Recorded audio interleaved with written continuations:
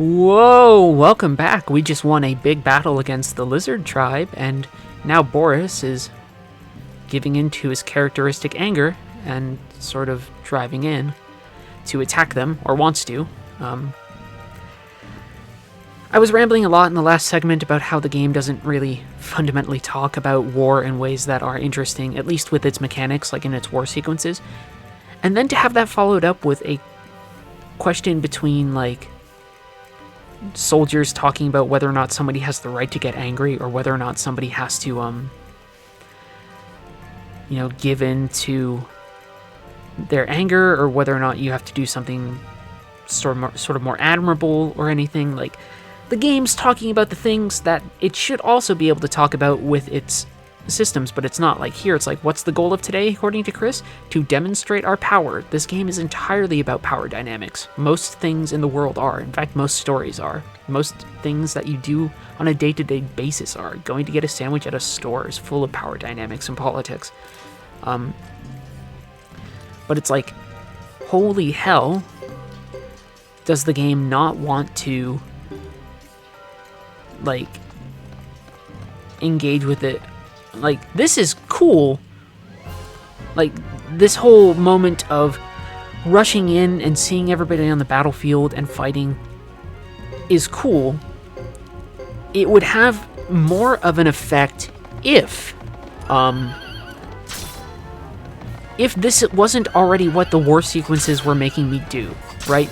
If, like, I went from a war sequence and then I went into a, quote-unquote normal combat sequence that just had a larger sense of scale and more enemies and things happening, like, that could be powerful. Sadly, the game doesn't really follow through on that or really manage to do that. Even while it has its characters debate and talk about sort of the morality of what they're doing and the emotionality of what they are doing. All of that stuff within the text is great, but everything else in that space where I'm sort of playing, where I'm fighting or things like that, doesn't feel as great, which is an absolute pain in the butt. Coming in here and sort of taking out all of these enemies should feel impactful because I'm rushing down with all of my, my fellow soldiers into the Lizard Clan's Great Hollow, and it should feel impactful. But because it sort of feels more just like a retread of something that we've been doing for the past, 20 minutes already in the war sequences, it's not as great.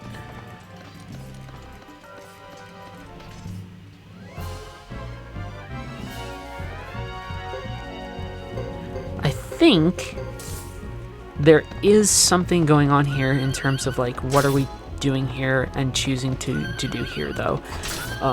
Vaguely on a ludic level.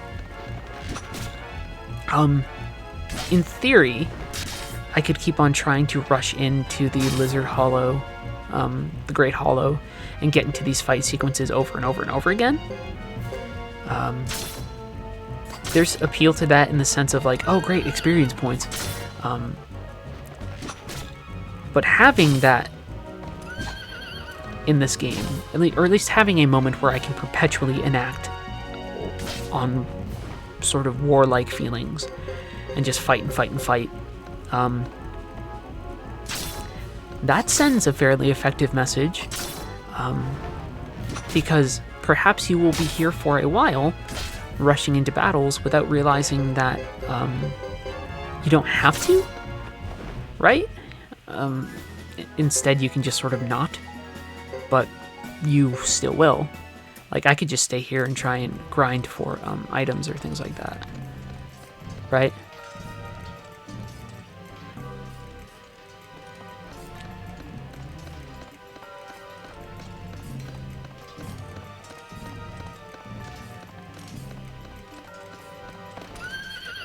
But we just sort of need to snake our way through. I forgot that I was heading the wrong way. But it's like we can snake our way through here, right? And this is our, our boss fight. But Again, problem. This is a boss fight that we have basically done, in the sense that we have already gone through sequences like this. And now the only difference is the music has changed a little bit in the background, right? But other than that, like, what's the big difference going on here? Not a lot, functionally on a gameplay level, and that's disappointing, again, because this could be a moment that mattered more. Things could have a suitable gravitas if only the game were willing to find the moments where it actually wanted to pull back and do things slightly differently. What do we want to do? Just attack for now, I think. But we have a water rune. We'll attack all of the other soldiers. Well, the enemies, right? So, like, this is nice, sort of having to run through enemies and deal with things, and that was just a bad complication because I didn't want Percival to get knocked out, but he did. What can I do here? Can I still do a combined attack?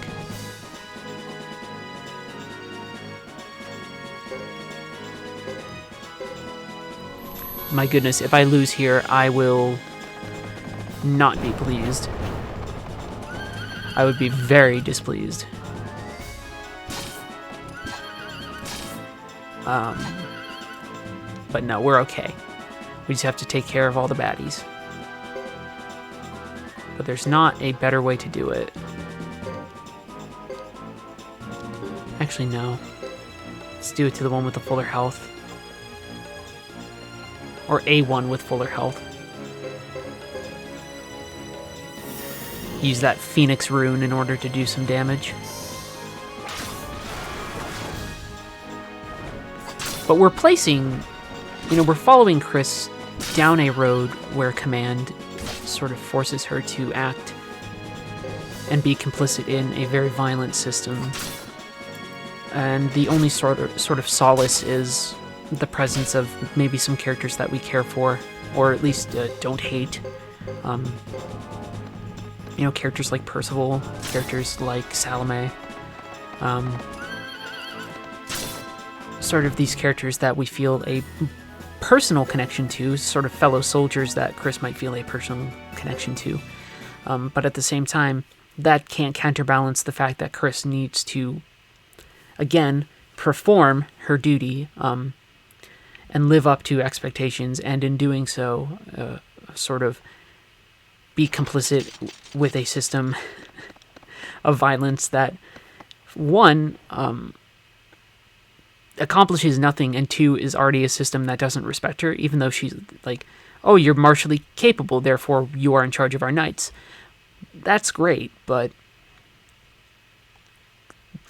the question in Chris's chapter, or at least some of their, the question, is you are in command, you are going to make mistakes, what's going on, right? And Chris is the one who pulls it back here and says, we're not here to exterminate them. We're here to show them the dignity of Zexin. And what a warped idea of dignity it is to walk in and sort of do all of this.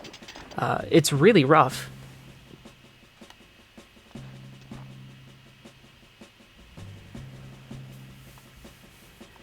And we get to, I think we get to do a duel sequence here.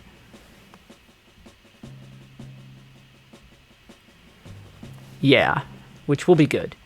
And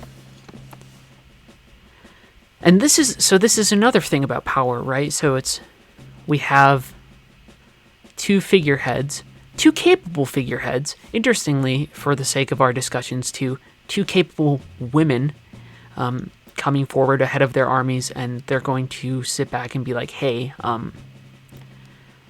let's fight and let's settle this without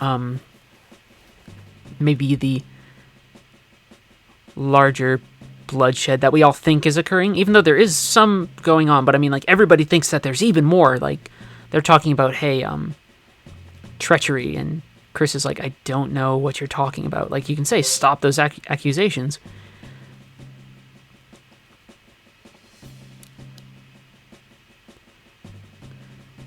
And here's that concept, right? Justice. If we have both lost loved ones, then let justice be settled here and now. Well, great. Let's duel. Duels being these sort of more refined ways of fighting and expressing representational power, at least in a martial setting of like, here's a figurehead, which one will best the other. Right, so let's get ready though. I will settle the score here. I'll withstand your worst. So I think I get to start, yeah? Good.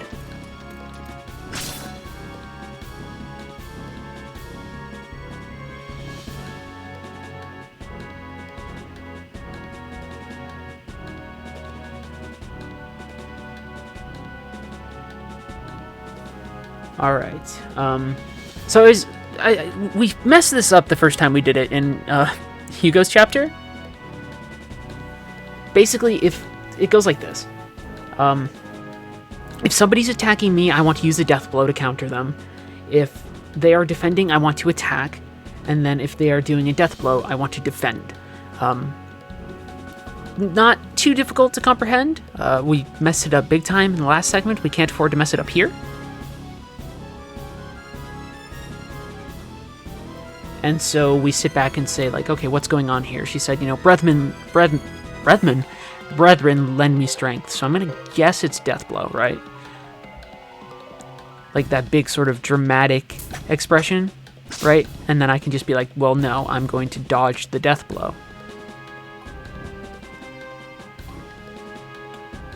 And so now she says resistance. I'm going to guess defense, which means I'll attack, right? I know some of these. I know some of her responses. I don't know all of them, but it's one of those things, like, this is a much more interesting thing than anything that's happened for battle, right? And it's a shame that it only sort of takes place in this representational space, where we can only do so much. And I think, yeah. Do I get canceled out here? No. Good, so I got her. But we have this space, like the dual space in the game, and sort of what it represents within the game and within the fiction of the game. That can be interesting, because it is going down to that micro level, but also using that micro level to also have a lot of power within that space still. Like, hey, two people, but it is deciding, a larger outcome, right? And what does it mean when two people are fighting on the battlefield in the name of sort of their tribes and their nations? And that representational space is very interesting because it's portrayed with this nice tug and pull, tic-tac-toe, cross of war, mismatch, bit of intellectual misdirection of trying to read your opponent and do X, Y, and Z thing. That's effective. That makes you think about your character's personal abilities, your character's personal power. But in other spaces, that sort of promise can't hold, which is a bummer. And I've been complaining for a long while about the game, but I think it's okay that it's not perfectly grappling and getting all of these things, but I do want to point out the places where it fails and succeeds. And you can see large battlefield sort of fails. Duels in that space succeeds quite a bit.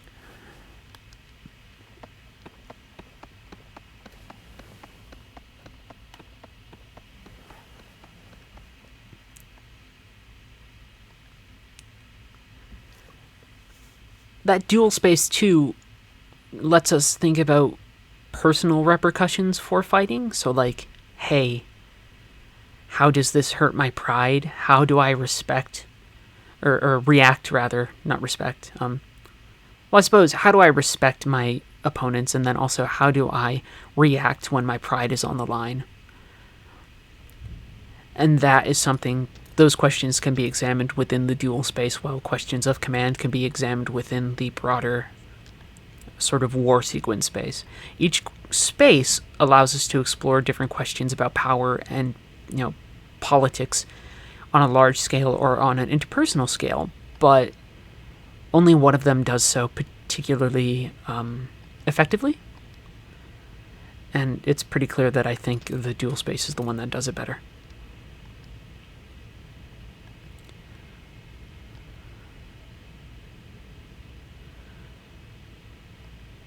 So let us see what is going on. We have orders to return to Vinay del Zexe. I know that. Aha, here we go. Let's see if we can talk to the other knights, or maybe I can rest. Is there a way I can rest and get some health back? Because that would be absolutely nice. Hey, you. That's a phrase that comes up a lot.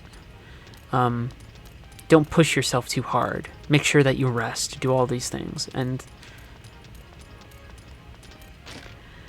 exploring that notion of self-care while also having to be a leader. The game doesn't do it a lot. With Chris, the way that it is handled isn't perfect. Or at least it's imperfect in the sense that you tend to feel that a lot of that concern isn't just like soldiers with concern for their commander. And perhaps this is me projecting a lot. Insecurities or other sort of feelings about gender interactions. You get the sense that a lot of that also comes from people who are talking to Chris as men to a woman. And it can come off as sort of patronizing. Chris is a capable leader, she is a strong and smart woman, and everybody is telling her, don't push yourself. But there's validity to those claims, but there's also this undercurrent that says, like, hey, listen to us, we know, not necessarily we know better, but we know, these spaces to an extent that you should listen to us to some degree or another. And there's also that space where it's like friends talking to friends, but I think a lot of it can be felt with just like, I feel a lot of times when characters are talking to Chris, they are talking to the image of what Chris represents, more than they are ever talking to Chris herself. Chris represents a lot of things for Zexen. She represents a lot of sort of abstract qualities, and when they break down into the more familiar territories, it doesn't feel like they're doing it because they want to engage with Chris as an individual. It feels like they just sort of want to enact some form of, not control, but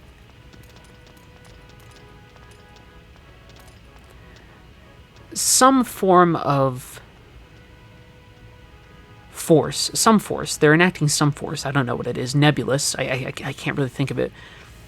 But it feels like desires to talk personally, and on more one-to-one levels, are dishonest. And a lot of that has to do just with sort of the tone things take and how everybody sort of relates to Chris and how Chris relates to everybody else within the space as a woman.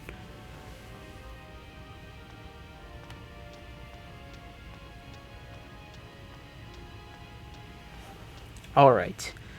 let's see what we should do.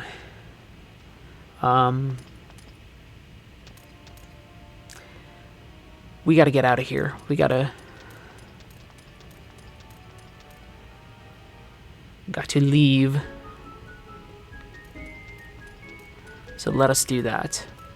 Because I think I'll extend this a bit, and this will be presumably the end of her chapter? Or we're getting close to the end of her chapter anyway.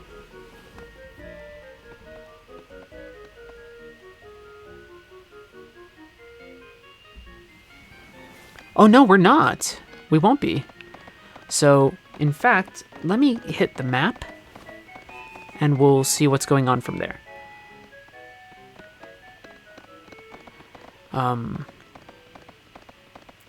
So let's clonk, clonk, clonk, clonk.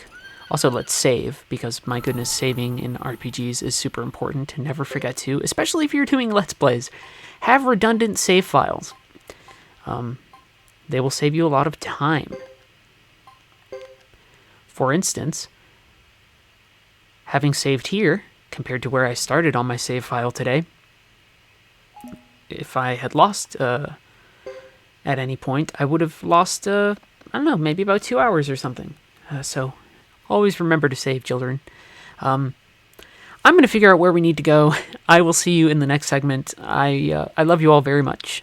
We'll keep on going. Chris's chapter is exciting, and I think the discussion, although I'm rambling a little bit, has been enjoyable. So I will see you then, tomorrow or whenever I decide to put everything up. So bye.